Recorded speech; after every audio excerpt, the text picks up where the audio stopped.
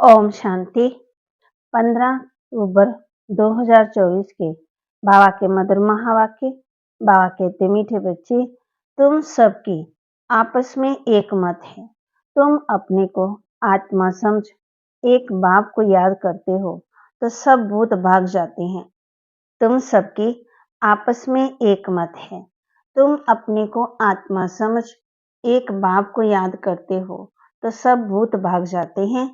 प्रश्न, पद्मा पदम भाग्यशाली बनने का मुख्य आधार क्या है? पद्मा पदम भाग्यशाली बनने का मुख्य आधार क्या है? उत्तर, जो बाबा सुनाते हैं उस एक एक बात को धारण करने वाले ही पद्मा पदम भाग्यशाली बनते हैं। जज करो बाबा क्या कहते हैं और रावण संप्रदाय वाले क्या कहते हैं। बाप जो नॉलेज देते हैं उसे बुद्धि में रखना है। सुदर्शन चक्रधारी बनना ही पद्मा पदम भाग्यशाली बनना है। इस नॉलेज से ही तुम गुणवान बन जाते हो। ओम शांति। रूहानी बाप अंग्रेजी में कहा जाता है स्पिरिचुअल फादर। सत्युग में जब तुम नॉलेज चलेंगे तो वहाँ अंग्रेजी आदि दूसरी कोई भाषा होगी नहीं। तुम जानते हो सत्युग में हमारा राज्य होता है, उसमें हमारी जो भाषा होगी वही चलेगी। फिर बाद में वह भाषा बदलती जाती है। अभी तो अनेक भाषाएं हैं। जैसे जैसा राजा वैसी वैसी उनकी भाषा चलती है। अब ये तो सब बच्चे जानते हैं। सब सेंटर्स पर जो भी बच्चे हैं उनकी एक मत है। अपने को आत्मा समझना है और एक बाप को याद करना है ताकि भूत सब भाग जाए। वह है पतित पावन। 5 भूतों की तो सब में प्रवेशता है। आत्मा में ही भूतों की प्रवेशता होती है। फिर इन भूतों अथवा विकारों का नाम भी लगाया जाता है। देवीमान, काम, क्रोध, लोभ, मोह आदि। ऐसे नहीं कि सर्वव्यापी कोई ईश्वर है। कभी भी कोई कहे कि ईश्वर सर्वव्यापी है तो कहो सर्वव्यापी आत्मा है और इन आत्मा में 5 विकार सर्वव्यापी हैं। बाकी ऐसे नहीं कि परमात्मा सब में है। परमात्मा में फिर 5 भूतों की प्रवेशता कैसे होगी? एक एक बात को अच्छी रीति धारण करने से तुम पद्मा पदम भाग्यशाली बनते हो। दुनिया वाले रावण संप्रदाय क्या कहते हैं और बाप क्या कहते हैं?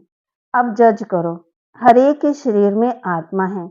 उस आत्मा में 5 विकार प्रवेश है, शरीर में नहीं। आत्मा में 5 विकार अथवा भूत प्रवेश होते हैं। सत्युग में ये 5 भूत नहीं है। कितना रात दिन का फर्क है। अभी तुम चेंज होते हो। वहां तुम्हारे में कोई विकार नहीं, कोई अवगुण नहीं रहता। तुम्हारे में संपूर्ण गुण होते हैं। तुम 16 कला संपूर्ण बनते हो। पहले थे फिर नीचे उतरते। इस चक्कर का अभी मालूम पड़ा है। 84 का चक्कर कैसे फिरता है? हम आत्मा को सुदर्शन स्व का दर्शन हुआ है, अर्थात इस चक्कर का नॉलेज हुआ है। उठते बैठते चलते तुमको ये नॉलेज बुद्धि में रखना है। बाप नॉलेज पढ़ाते हैं। ये रूहानी नॉलेज बाप में ही है, आकर के देते हैं। कहते हैं ना हमारा भारत, वास्तव में हिंदुस्तान कहना तो रॉन्ग है। तुम जानते हो भारत जब स्वर्ग था तो सिर्फ हमारा ही राज्य था और कोई धर्म नहीं था। न्यू वर्ल्ड थी, नई दिल्ली कहते हैं। दिल्ली का नाम असल दिल्ली नहीं था, पाकिस्तान कहते थे। अभी तो नई दिल्ली और पुरानी दिल्ली कहते हैं। फिर ना पुरानी ना नई दिल्ली होगी, पाकिस्तान कहा जाएगा। दिल्ली को कैपिटल कहते हैं। इन लक्ष्मी नारायण का राज्य होगा और कुछ भी नहीं होगा, हमारा ही राज्य होगा। अभी तो राज्य नहीं है, इसलिए सिर्फ कहते हैं हमारा भारत देश है। राजाएं तो है ही नहीं। तुम बच्चों की बुद्धि में सारा ज्ञान का चक्कर लगता है। बरोबर पहले पहले इस विश्व में देवी देवताओं का राज्य था और कोई राज्य नहीं था। उसको पाकिस्तान कहा जाता था। देवताओं की कैपिटल दिल्ली ही रही तो सभी को कशिश होती है। सबसे बड़ी भी है, एकदम सेंटर के बीच में है। मीठे मीठे बच्चे जानते हैं पाप तो जरूर हुए हैं, पाप आत्मा बन गए हैं। सतयुग में होते हैं पुण्य आत्मा। बाप ही आकर के पावन बनाते हैं, जिसकी तुम शिव जयंती मनाते हो। अब जयंती अक्षर तो सबसे लगता है, इसलिए इनको फिर शिवरात्रि कहते हैं। रात्रि का अर्थ तो तुम्हारे सिवाय और कोई समझ न सके। अच्छे अच्छे विद्वान आदि कोई भी नहीं जानते कि शिवरात्रि क्या है, तो मनाए क्या। बाप ने समझाया है रात्रि का अर्थ क्या है। ये जो 5000 वर्ष का चक्कर है, उसमें सुख और दुख का खेल है। सुख को कहा जाता है दिन, दुख को कहा जाता है रात, और दिन और रात के बीच में आता है ये संगम। आधा कलम है सोजरा, आधा कलम है अंधियारा। भक्ति में तो बहुत टिक टिक चलती है, यहाँ तो सेकंड की बात है, बिल्कुल इजी है। सहज योग। तो बात कही, तुमको पहले जाना है मुक्तिधाम, फिर तुम जीवन मुक्ति और जीवन बंद में कितना समय रहे हो, ये तो तुम बच्चों को याद है, फिर भी घड़ी घड़ी भूल जाते हो। बाप समझाते हैं योग अक्सर ठीक है, परंतु उन्होंने है जिस्मानी योग, यह है आत्मा का परमात्मा के साथ योग। सन्यासी लोग अनेक प्रकार के हठ योग आदि सिखाते हैं, तो मनुष्य पूछते हैं तुम बच्चों का बाप भी है, टीचर भी है, तो उनसे योग लगाना पड़े। टीचर से पढ़ना होता है, तो बा कहते यहाँ तो सेकंड की बात है, बिल्कुल इजी है। सहयोग। तुमको पहले जाना है मुक्तिधाम, फिर तुम जीवन मुक्ति और जीवन बंद में कितना समय रहे हो, ये तो तुम बच्चों को याद है, फिर भी घड़ी घड़ी भूल जाते हैं। बात समझाते हैं योग अक्षर ठीक है, परंतु उन्होंने जिस्मानी योग, ये है आत्मा का परमात्मा के साथ योग। सन्यासी लोग अनेक प्रकार के हठ योग आदि सिखाते हैं, तो मनुष्य पूछते हैं तुम बच्चों का बाप भी है, टीचर भी है, तो उनसे योग लगाना पड़े। टीचर से पढ़ना होता है। बच्चा जन्म लेता है तो पहले बाप से योग लगता है, फिर 5 वर्ष के बाद टीचर से योग लगाना पड़ता, फिर वानप्रस्थ अवस्था में गुरु से योग लगाना पड़ता। 3 मुख्य याद रहते हैं, वह तो अलग अलग होते। यहाँ तो एक बार बाप आकर की बाप भी कहते हैं, टीचर भी बनते हैं। वंडरफुल है ना। ऐसे बाप को तो जरूर याद करना चाहिए। जन्म जन्मांतर 3 को अलग अलग याद करते आए हों। सतयुग में बाप से योग होता, फिर टीचर से होता। पढ़ने तो जाते हैं ना, बाकी गुरु की वहां दरकार नहीं रहती, क्योंकि सब सदगति में है। ये सब बातें याद करने से क्या तकलीफ है, बिल्कुल सहज है।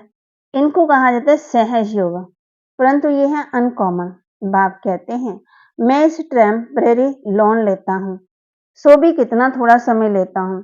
60 वर्ष में वानप्रस्थ अवस्था होती है। कहते हैं 60 लगी तो लगी लाठ। इस समय सबको लाठी लगी हुई है। सब वानप्रस्थ अवस्था निर्वाण धाम में जाएंगे। वह है स्वीट होम, स्वीटेस्ट होम। उनके लिए कितनी अथाह भक्ति की। अभी चक्कर फिर कर आए हैं। मनुष्यों को ये कुछ भी पता नहीं, ऐसे ही गपोड़ा लगा दिया कि लाखों वर्ष का चक्कर है। लाखों वर्ष की बात तो हो, फिर रेस्ट मिल ना सके। रेस्ट मिलना ही मुश्किल हो जाए। तुमको रेस्ट मिलती है, उसको कहा जाता है साइलेंस होम, इनकॉर्पोरियल वर्ड। ये है स्थूल स्वीट होम, वह है मूल स्वीट होम।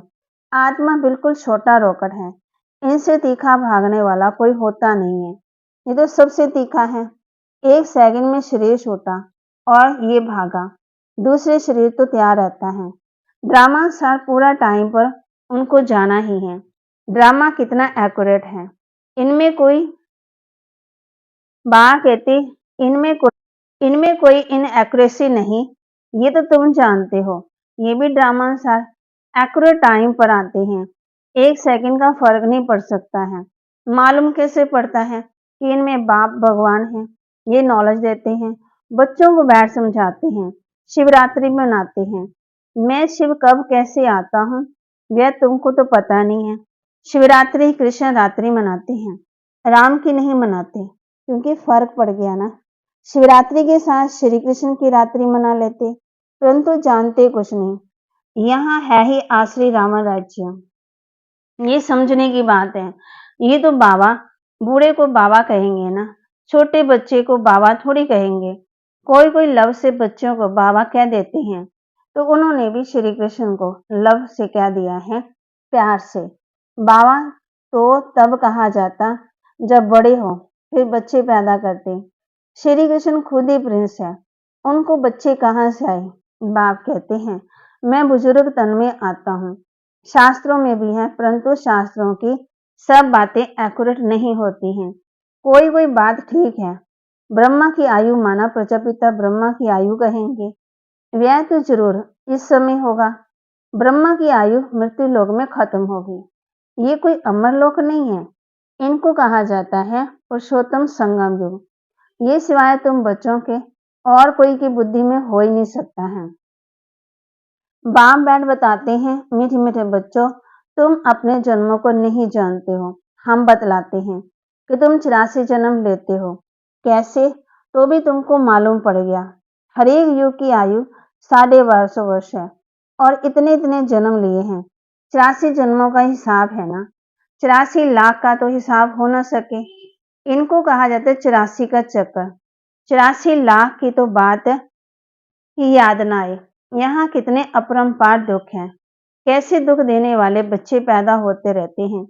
इसको कहा जाता है घोर नरक। बिल्कुल शीशी दुनिया। तुम बच्चे जानते हो, अभी हम नई दुनिया में जाने के लिए तैयारी कर रहे हैं।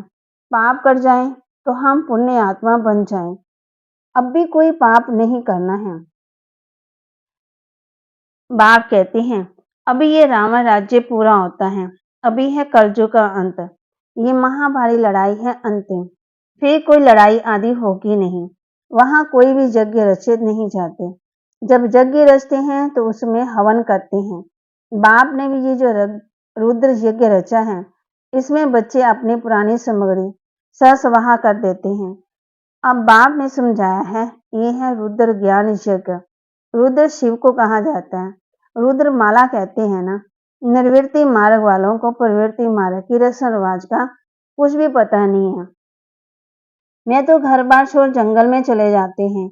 नाम ही पड़ा है सन्यास। किसका सन्यास? घर भर का।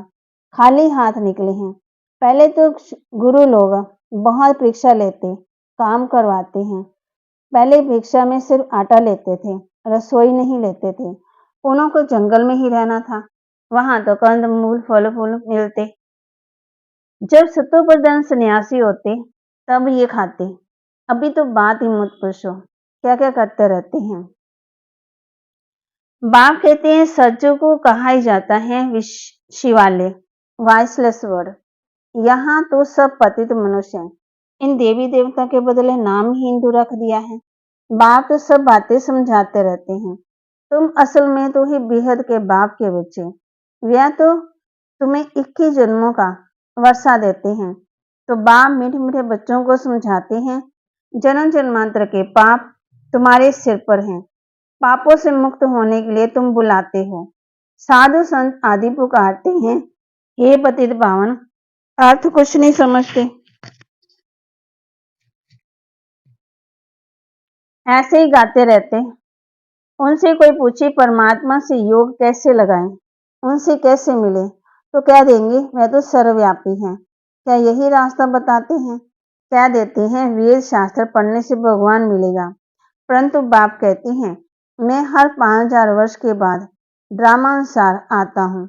ये ड्रामा का राज सिवाय बाप के और कोई नहीं जानते। लाखों वर्ष का ड्रामा तो हो ही नहीं सकता है। अब बात समझाते हैं, ये 5000 वर्ष की बात है।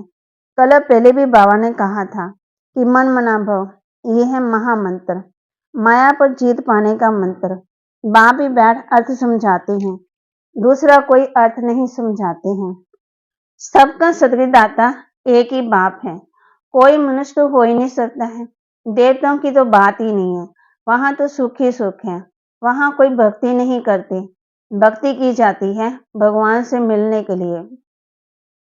सचमुच में भक्ति होती नहीं है, क्योंकि 21 जन्मों का वर्षा मिला हुआ है। तब गाया जाता है, दुख में सिमरन सब करे, सुख में करे ना कोई। यहाँ तो अथाह दुख है। घड़ी घड़ी कहते भगवान रहम करो। ये कलयुगी दुखी दुनिया सदा नहीं रहती। सतयुग त्रेता बीत गया, फिर होंगे लाखों वर्ष की बात भी याद नहीं रह सकती। अब बाप तो सारी नॉलेज देते हैं, अपना परिचय भी देते हैं और रचना के आदि मध्य का राज भी समझाते हैं। 5000 वर्ष की बात है। तुम बच्चों को ध्यान में आ गया है। अभी तो पराये राज्य में हो। तुमको अपना राज्य था, यहाँ तो लड़ाई से अपना राज्य लेते, हथियारों से मारामारी से अपना राज्य लेते। तुम बच्चे तो योग बल से अपना राज्य स्थापन कर रहे हो। तुम्हें सत्तो प्रधान दुनिया चाहिए। पुरानी दुनिया खत्म, नई दुनिया बनती है। इसको कहा जाता है कलयुगी पुरानी दुनिया। सतयुग है नई दुनिया। ये भी किसी को पता ही नहीं है। सन्यासी कह देते हैं ये आपकी कल्पना है, यहाँ ही सतयुग है, यहाँ ही कलयुग है। अब बाप बैठ समझाते हैं, एक भी ऐसा नहीं है जो बाप को जानते हो। अगर कोई जानता होता तो परिचय देता। सतयुग ऐसा क्या चीज है जिसको समझ में थोड़ी आता। तुम बच्चों को बाप अच्छी रीति समझाते रहते हैं। बाप भी सब कुछ जानते हैं। जानी जाननहार अर्थात नॉलेजफुल मूल सृष्टि का बीज रूप है। ज्ञान का सागर, सुख का सागर, उनसे ही हमको वर्षा मिलना है। बाप नॉलेज में आसमान बनाते हैं। अच्छा, मीठे मीठे सिकिलदे बच्चों प्रति माता पिता बाप दादा का याद प्यार और गुड मॉर्निंग। रूहानी बाप की रूहानी बच्चों को नमस्ते। रूहानी बच्चों की रूहानी बाप दादा को दिलवा जान सिकवा प्रेम से नमस्ते। धारणा के लिए मुख्य सार, ये पापों से मुक्त होने का समय है, इसलिए अभी कोई पाप नहीं करना है। पुरानी सब सामग्री इस रुद्र यज्ञ में स्वाहा करनी है। अभी वानप्रस्थ अवस्था है, इसलिए बाप टीचर के साथ साथ सतगुरु को भी याद करना है। स्वीट होम में जाने के लिए आत्मा को सतो प्रदान बनाना है। वरदान, अपनी सूक्ष्म कमजोरियों को चिंतन करके परिवर्तन करने वाले स्वचिंतक भव। अपनी सूक्ष्म कमजोरियों को चिंतन करके परिवर्तन करने वाले स्वचिंतक भव।